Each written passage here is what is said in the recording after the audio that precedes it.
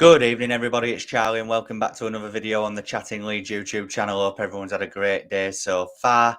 It's time for your predicted 11. Obviously, it was Daniel Farke's press conference earlier on this afternoon where he was updating us with team news ahead of the game against Norwich City on Saturday afternoon. So, as I said, it's your predicted 11, who I think Daniel Farke will pick to start the game on Saturday. Just before we get into it, as always, if you wouldn't mind smashing the like button, it's very much appreciated. It just helps with the algorithm and things in terms of getting the video out there to more people. Please subscribe if you are brand new, hit the notification bell, and of course, get all of your thoughts and opinions in the comment section down below. So obviously Daniel Farke, as I say, was giving us some team news ahead of the game. Gnonto is back in contention as he has resumed full training with the group, and he will be travelling down to Norwich on Saturday and is available for selection. Stuart Dallas is partially being integrated back into the team, but isn't anywhere. Is a long way off being part of the first team fold. Jed Spence is still a few weeks away from being fit enough to be part of a matchday squad, but is making very good progress. So yeah, obviously the main one obviously being a Gnonto being available. He said he's not 100%, but he's fit enough to be in contention for the game and is definitely available for selection and will travel down with the group. So, it's a positive. It's an extra body in that attacking quartet. And hopefully, if Leeds need him during the game, that he can come on and have a positive impact. I don't think he will start the game based on Daniel Farke saying that he isn't 100%. Is it a bit of mind games to throw Norwich off?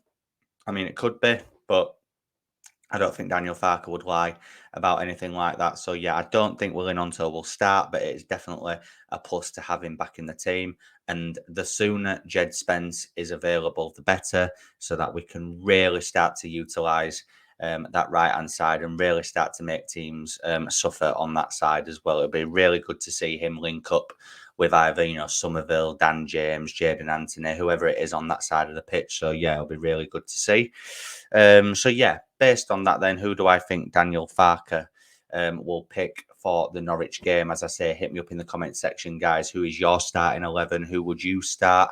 And who do you think Daniel Farke will pick as well? So in goal, it'll obviously be Elan Meslier. Having a much better season so far. There's still areas to his game which I think he needs to improve on. I think he needs to command his box a lot better and look a lot more confident in there as well. But other than that, he has had a fairly decent start after the horrendous, sort of 2 seasons that he's had really in the Premier League. The back four, I actually think, will remain unchanged from the win against Bristol City. I think Archie Gray will start at right back again. I thought it was the best right back performance we've seen all season from him, and he's a centre midfielder, so that is a damning indictment on Luke Ayling and Jamie Shackleton. I think the centre back partnership will, of course, be Joe Rodon and Pascal Struijk, our best centre back partnership by a country mile. If anything happens to them two in terms of an injury or suspension, then I would get extremely worried. Not so much for Joe Rodon, as I think, but Charlie Cresswell should come in if anything happened to Joe Rodon. It's a like-for-like replacement in terms of, a right-footed centre-back. But if all happened to Struijk, you've got Liam Cooper to come in, super-duper Liam Cooper, who's absolutely garbage. So, yeah, if anything happened to them, I would be extremely worried. And at left back, Sam Byram will obviously resume his place. One of the bargains of the summer for me in terms of the whole championship. I think, on a free transfer, the performances that he's putting in, and obviously the exclusives that he shared on the official Leeds United podcast was very interesting and very good to hear. That he was willing to risk getting injured in a friendly without even being offered a contract. It just shows you how much he wanted to come back and play for the club, which is very good to hear. The double pivot will, of course, be Glenn Kamara and Ethan Ampadu in the scenario that Archie Gray plays right back. I think Glenn Kamara is slotting in really well. I think him and Ampadu have the potential to have a very good partnership going on there, with Archie Gray obviously coming in and out of the team at various points. But Glenn Kamara seems to have fitted in like a glove. Really slick and cool on the ball. Good range of passing, as well as Ethan Ampadu, who goes without saying has been probably our best signing of the summer by a mile so far. And then the three in behind the striker, I think, will be the same as well. I think you're going to be looking at Crescencio Somerville, Yoel Perot, and Daniel James, with Jorginho Rutter up top. Now, look, I've said on videos in the past that Dan James should be dropped, but I can't I kind of have to eat humble pie a little bit in the sense of Daniel James is putting in good performances at the minute. He's providing assists. You know, he's scored a goal.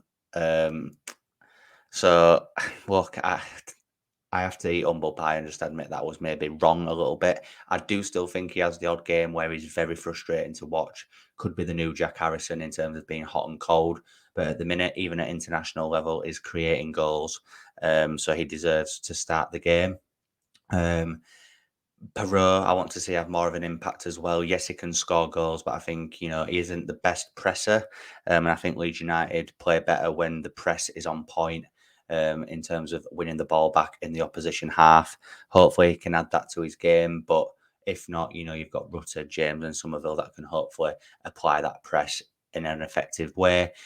Somerville, needs to be more effective as well. He has his moments where he's really good, but he needs to be performing it more consistently. And hopefully, Jorginho Rutter can carry on his incredible form so far this season. So, yeah, that is my predicted 11, guys. It's an unchanged lineup from the win against Bristol City.